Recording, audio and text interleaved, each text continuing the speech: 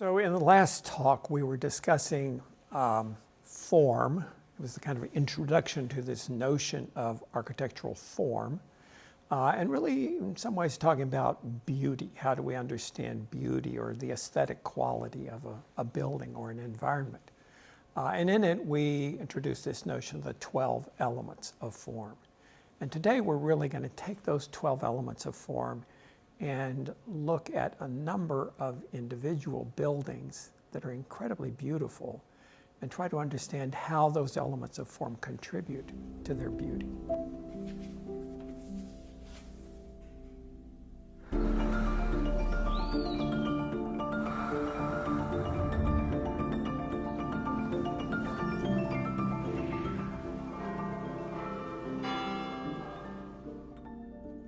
So we're going to take 6 buildings in the class today, and we're going to really think through why were they trying to produce beauty?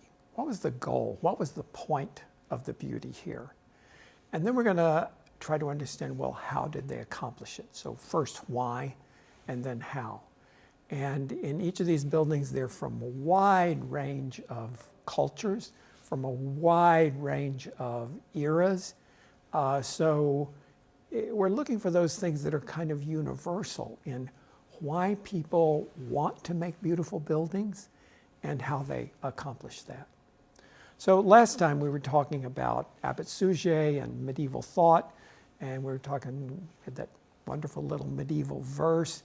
And I mentioned that in medieval period, they were kind of obsessed with this notion of beauty as a way of reaching truth and the contemplation of the divine. So we're going to start in the medieval era, and we're going to look first at Chartres Cathedral, one of the early Gothic cathedrals in France. Not the very earliest, which M.I.T would have been involved in, but a century or so later when the idea of the Gothic cathedral is reaching some kind of maturity. So the why here has to do with there was a wealthy see who lived in Chartres. It's about 30 miles southwest of Paris. And this wealthy see had acquired a tunic that the Virgin Mary was supposed to have worn at the Annunciation. In medieval times, they're totally into this notion of relics. And so this was that notion of a material thing, this tunic, that they could find some connection to Mary through this material tunic. So he brings it back to his home in Chartres, and he commits to build what he wanted to be the most magnificent home for Mary and homage to Mary, the Virgin, the Mother of Christ. He got help from the royal house. He was very close to the royal house of France.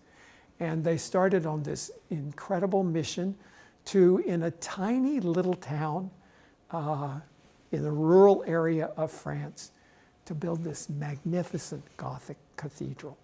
And it took 120 years, enormous amount of money and labor, but this dedication to creating this object that would revere Mary, that would really speak of their commitment to religion and their love and their passion for religion. So the why here, and this has been a reason for creating beauty for many cultures in many places, the why here is religion. It is a way of showing a connection and a dedication to God, or in this case, to the Virgin Mary. So let's walk through these elements of form. What are the elements of form as they apply to this cathedral at Chartres? One, I think, very striking element of form here is balance. That's the front facade of Chartres Cathedral. I can remember even as a little kid seeing this and thinking, wait, shouldn't that tower be the same as that tower? Shouldn't there be symmetry?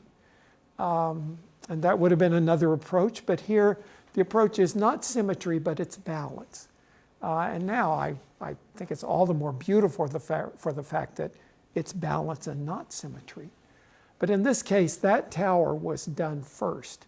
And it was done in the kind of Romanesque style, which was a heavier, more massive style of architecture. And then, as I said, it took us more than a century to build this. So by the time they built the second tower, they were more into Gothic style, which is lighter, more delicate, more airy. And so they balanced the two towers by making one of them shorter but stouter, and the other one being taller but more delicate. And by that balance, they create a kind of unity and beauty that is perhaps more complex than simple symmetry would have been. So the heavy but smaller and the light and delicate but taller are balanced on that facade. Another very powerful element of form here is texture. Oh my God, I love the texture of Chartres Cathedral. Every surface of it, at a macro level, those pilasters and the texture of the stone itself, the texture of articulation of those pilasters on the left, gives a kind of texture to the whole macro building.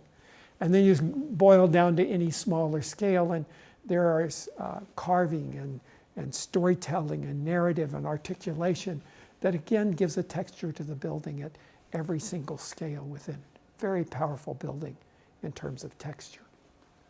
A third element of form here is rhythm, and this is an element of form that really speaks to me. I love rhythm. There's a kind of rhythm in our heartbeat, that sort of regular bom, bom, bom, bom rhythm.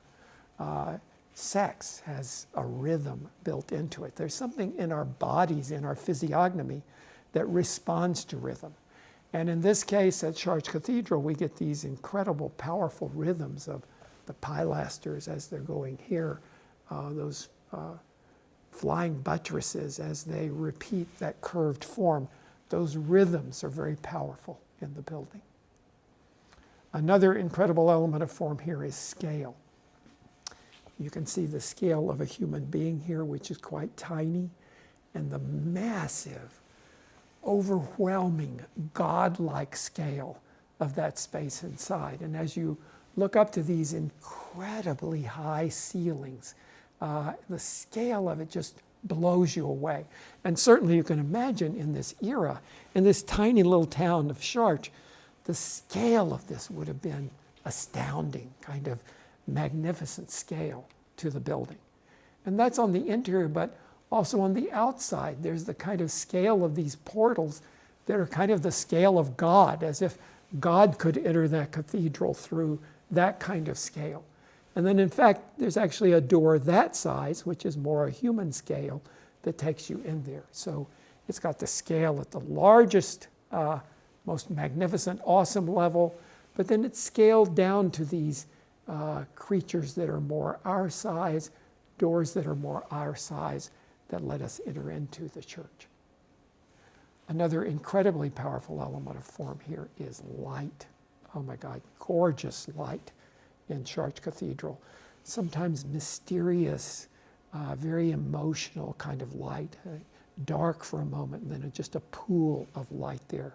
And then sometimes the light flooding into that nave from all those windows all the way along it. So very different and very powerful quality of light in the building. And then another powerful element of form is color. And sometimes the color is combined with the light. So in these stained glass windows, those deep, intense reds and blues and purples, there was a kind of color making in glass in medieval times that actually that skill was lost. And for centuries, we couldn't make that kind of beautiful color in glass that they did in medieval times. This was one of the few Gothic cathedrals that was not bombed in World War II, and the glass is still intact, and it's intense, beautiful, amazing color. So the why here is for religion, and the way that it's accomplished is sort of scale that gives us the sense of the awesome power of God. And it's through light that gives us the sense of the mystery and emotional quality, spiritual quality of God. And through color that gives us the sort of ecstatic quality of religion. But these elements of form are very much shaping what makes this such a beautiful building. A second building, this one's couple of centuries later, still in France, whereas Chartres was southwest of Paris. Vaux-le-Vicomte is just to the southeast of Paris. Again, 30 or 40 miles away. The why in this case is power. This was a palace. It was a country home for a very powerful man in France named Nicolas Fouquet. And this was in an era where Louis XIV was the king. He became king when he was very, very young, so he had to have help. So he had regents who helped him be the king. One of those was Nicolas Fouquet, who was his Minister of Finance. He basically made all the decisions about the financial aspects of the monarchy in a time when Louis XIV was not old enough to do that. So he was a very important man in the era. He was also an extremely erudite guy. He fancied himself quite a patron of the arts. And he found these three young designers, Louis Levaux, who was an architect, André Lenôtre, who was a landscape architect, and Charles Lebrun, who was an interior designer.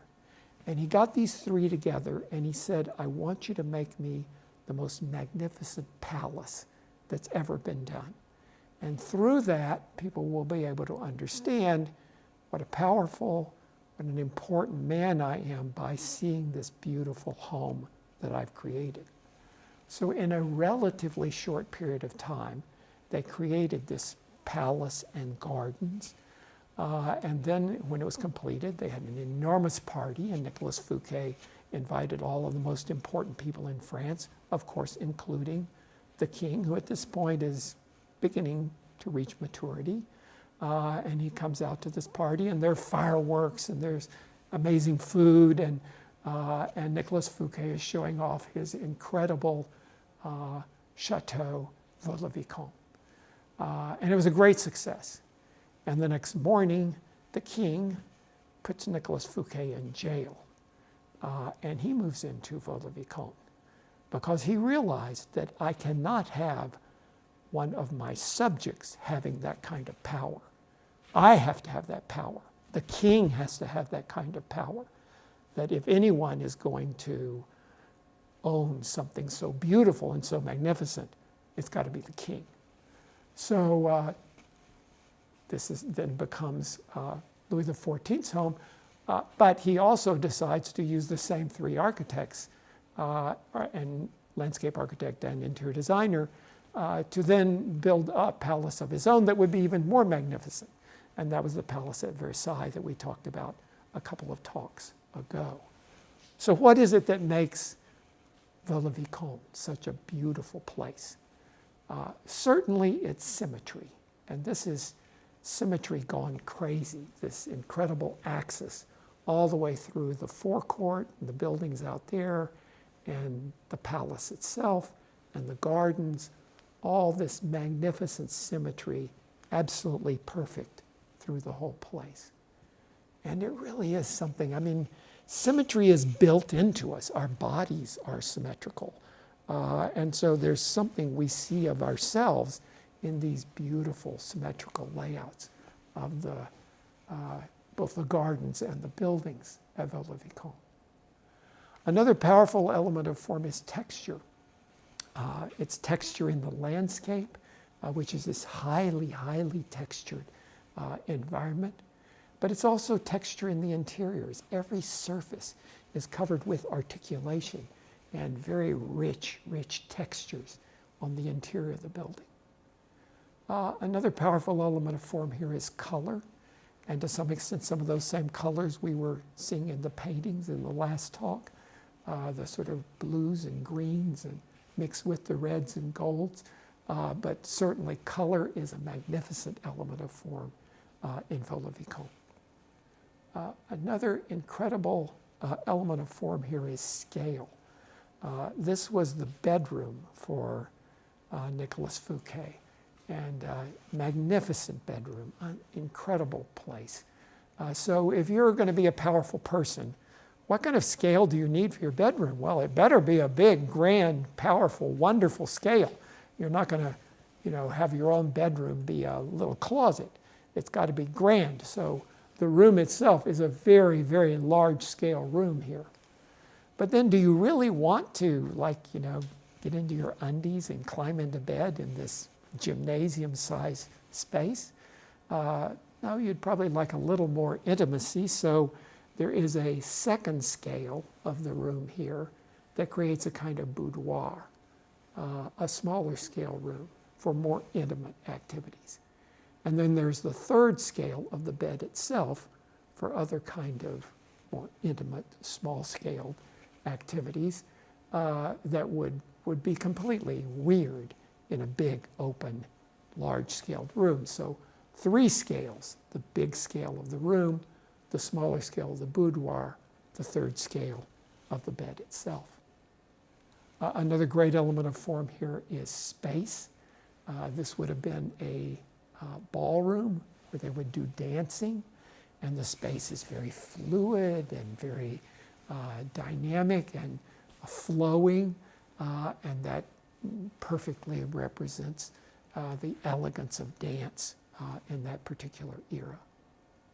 So again, you can understand why he was trying to have this magnificent, beautiful, beautiful home, and you can understand exactly how it was accomplished. A third example here, just to show, that was in France. Now we're going to move the same era as Vaux-le-Vicomte, but we're moving to a completely different part of the world. So this is in India. This is the Taj Mahal, another one of those just classic, beautiful buildings. Everyone knows the Taj Mahal. It's on travel posters. It's an iconic, amazing, beautiful building. And it has also a very powerful reason for why they were creating this beauty.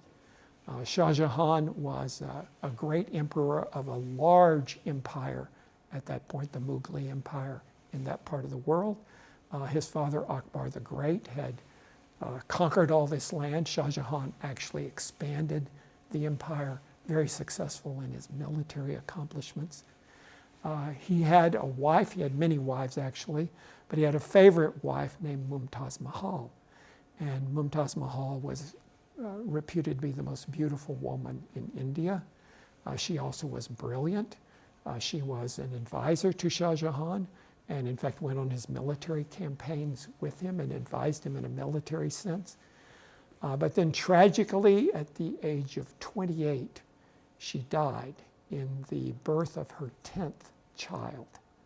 So this was a freaking amazing woman who was taken very early.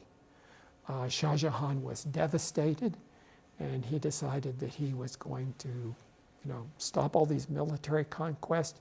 He was going to commit himself to build a monument to Mumtaz Mahal, and that's what the Taj Mahal is. So that was done over a period of 20 years.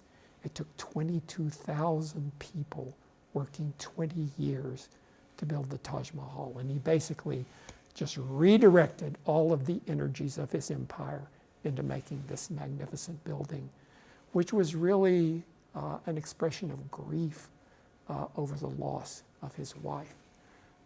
So that was why they were creating this beautiful place. The idea was that you would have the entry gate here, the mausoleum, 2 outbuildings on either side, and then that axis would be carried across the river, and there would eventually have been another mausoleum for Shah Jahan there. It would have been done in black marble, and there would have been an ensemble that connected Shah Jahan and Mumtaz Mahal, that great love affair, forever across the river. Unfortunately, Shah Jahan, because he kind of forsook everything else in the empire to build this building, his son Aurangzeb got very uncomfortable about that. Wait, am I going to inherit a meager empire because my father's being distracted here? And just as the Taj Mahal was being finished, and before he began that, Aurangzeb deposed his father, sent him to Agra Fort, which was down the river a bit up here.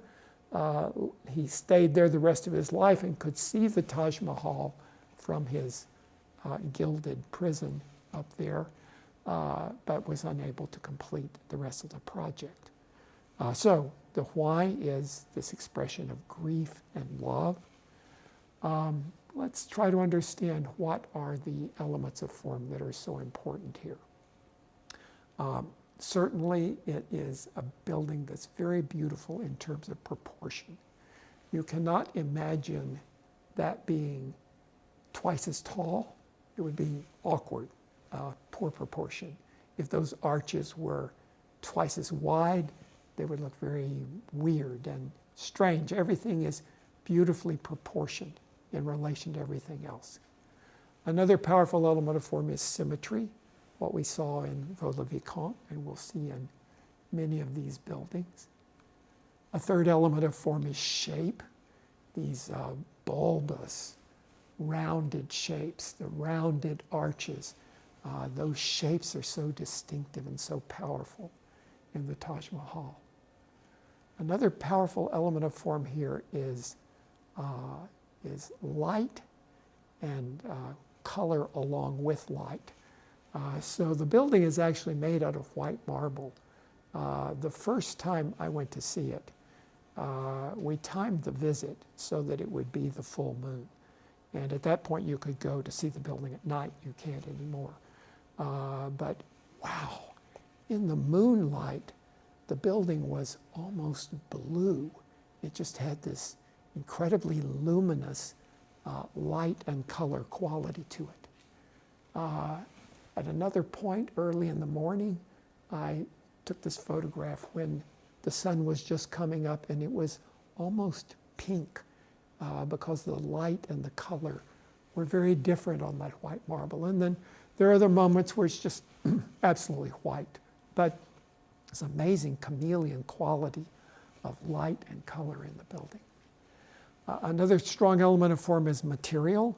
The whole thing is made of this magnificent marble. They have wonderful marble in India.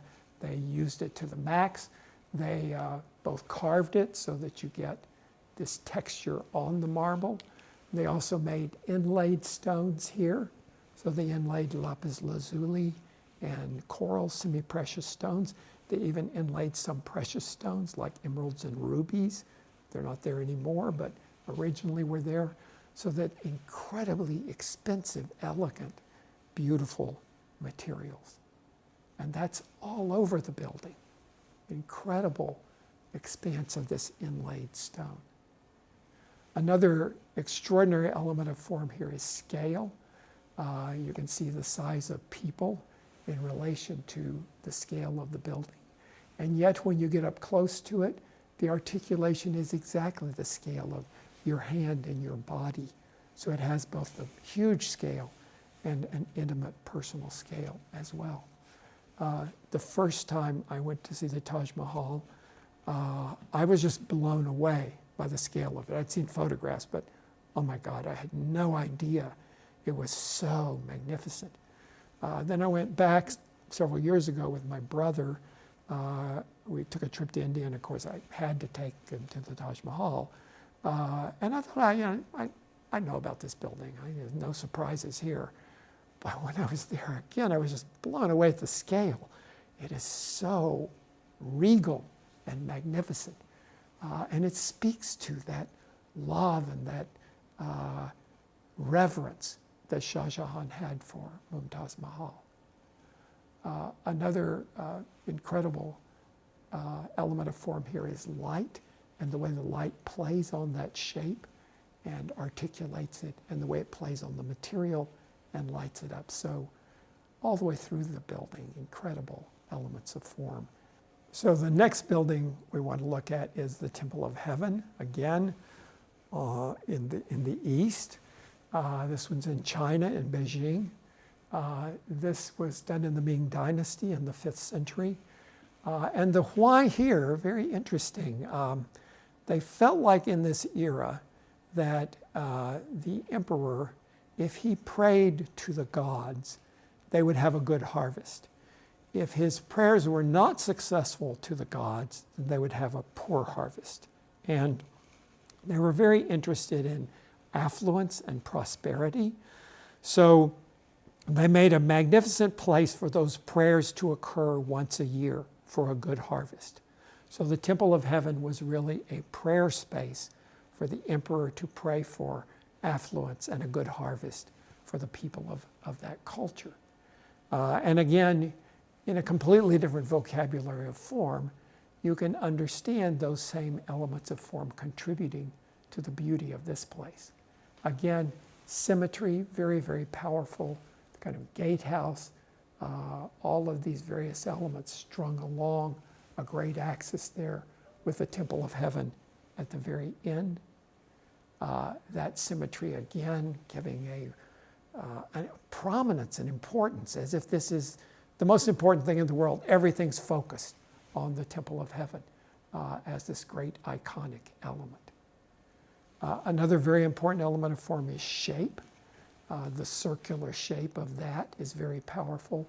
In the outbuildings, they're more fanciful and erratic shapes, but all the way through the complex shape is a very important element of form. Another incredible element of form here is rhythm. The repeated elements here creating a rhythm in that direction, and then together creating a rhythm in that direction, and then other elements with rhythm here, all the way through the building. Vertical rhythms, horizontal rhythms, incredible rhythm in the building.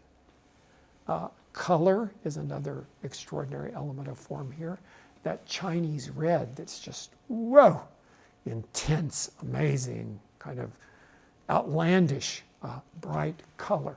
And no timidity whatsoever here about color. Bright green, bright blue, bright red, all of them together. And on the inside, just this orgy of color inside there. Really incredible, immersive color kind of environment. One of the most powerful elements of form here is color. Another one is texture. The texture of these barrel tiles over and over there that gives this very rich tactile quality to the buildings. And the other thing that's very much an element of form here is that kind of combination of the symmetry and the rhythm and the texture, all of them working together to create really reinforcement, synergy of the different elements of form with each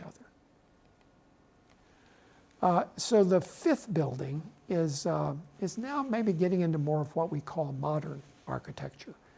Completely different kind of vocabulary again, and now we're back in France.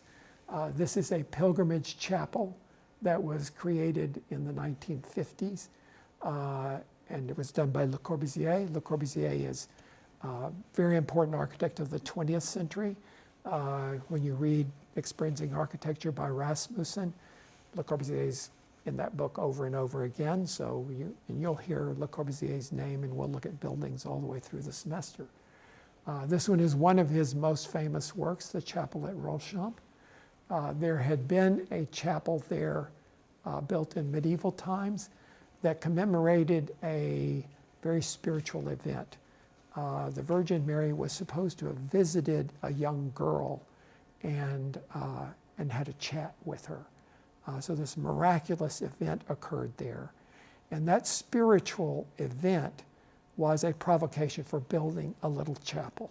And people made pilgrimages to this chapel to get in touch with that spiritual event of Mary visiting this young girl. In World War II, that was bombed and destroyed.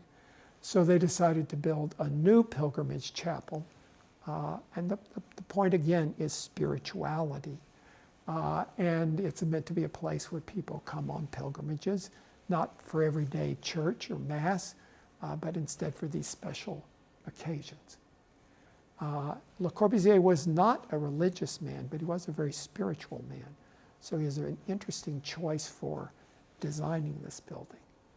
Again, we can understand the elements of form that make this beautiful, and this may be, in some ways, an acquired beauty. There are probably some of you who think, I don't know, I'm not into that quite as much as Villa-Vicomte. But there will be others of you that Initially it's beautiful, but maybe it's also a learned beauty here. It's a very, very skillful, beautiful building in terms of the way it handles the elements of form. One powerful thing is shape. Clearly it's a very sculptural kind of building. And from one side of it, it has one kind of shape. And then from the other side, a completely different set of shapes. One side round and bulbous, the other side very sharp and tense. And so it's a kind of shape shifter. As you walk around the building, it's a sculpture that changes and moves and morphs and is wonderfully beautiful in terms of shape. Another very strong element of form is line. These very strong lines in the building that edge those shapes. Those are striking and beautiful in the building. Another strong element of form is texture, the way the light plays on this very, very rough plaster texture that gives it a completely different feeling than if that were smooth, very rich texture. It's a beautiful building in terms of color. For the most part, it's white, but then there are kind of erogenous zones, these special moments where you get an incredible color, like at the entry door here, which is full of color, or in the stained glass on the inside, intense, beautiful, rich colors that animate the building as well. Another incredible element of form here is space. It's a very unusual kind of space where it's lower in the center and opens up as it goes to the edge. And it's kind of a space that sends you out instead of focuses you to the center. But a very unusual, very evocative space in the building. Probably the most powerful element of form here is light. So it's very, very dark inside this chapel. And then there are just moments where he pours little drips of light into the building. One important one is a little window here where there's a wooden statue of the Virgin Mary. That was in the original medieval building. It's one of the few things that was saved. It gets a reverential spot here where the light comes in and hallows Mary there and then enters into the building. But over and over, the light is magnificent. In these big towers, the light comes in. All of that is actually kind of bluish color plaster. The light is made a kind of bluish color and then falls down into the space. Very beautiful but subtle light, not bright light. Very, very meager doses of light in an otherwise dark environment. And the same thing on this incredibly sculptural wall full of light coming in and then oozing out into the space in very interesting ways. A final element of form here is rhythm.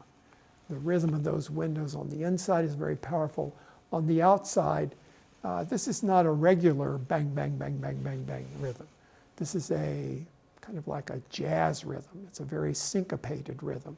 It's a 20th century rhythm, as opposed to some of the other buildings where the rhythm has been more traditional. The final building I want us to look at is, this is one of the 20th century's most memorable buildings. The Sydney Opera House has become an emblem for a whole continent down under. And really the intention here and the why of creating this beauty had to do with a notion of nationalism. Australia felt like they were a neglected, forgotten kind of place down there, remote from the rest of the world. Is there a way that this building could help us have more presence as a nation? So when they decided to do an opera house, they decided to make a powerful statement of what is Australia about. So the making of this beauty was about elevating Australia. So the site was in the middle of the harbor, Sydney Harbor. That's kind of how it was before the building was built. And this magnificent object that just focuses attention on it in the harbor. So the why is nationalism, and it's been super successful in that regard. When the Olympics were in Sydney, oh my God, they used this building as if it were a palette for explaining the whole country of Australia and what was special about this culture. So what are the elements of form here? Again, now these are beginning to be second nature. You can see them quickly, easily. So certainly balance is working here. The sails in one direction, the sails in the other direction, the balance that creates. The shapes, these evocative sail-like shapes. It's on the harbor and the sense of almost like boats or sails that are there. And that incredible sculptural shape equality to the building. Another incredible element of form here is the materials. It's made of these tiles that were made in France. And although they generally appear kind of whitish, they've really got little subtle pinks and blues in them, but they shimmer like the water shimmers. So you can see that the kind of material and the texture of that is kind of like the texture of the water around there. Incredibly sensitive and beautiful and refined material character. The scale of the building is extraordinary. There's a person, but man, these things are incredible, tall, beautiful scale of the building. Also a building very strong in rhythm. Rhythm at the macro scale of the whole building, rhythms as you see in the ribs that are creating those sails, and then right down to detail, there's rhythm everywhere in the building. Again, an incredibly beautiful building and made for a very noble purpose. But I think we can understand in the case of beauty in these buildings, not just that, yeah, they're beautiful, they're badass buildings, but understand beauty as a cultural expression, as a way of accomplishing something that's desired in the society, but also understand how you make beauty, how that comes about, and how these elements of form are so important in creating beauty. Okay, see you next time.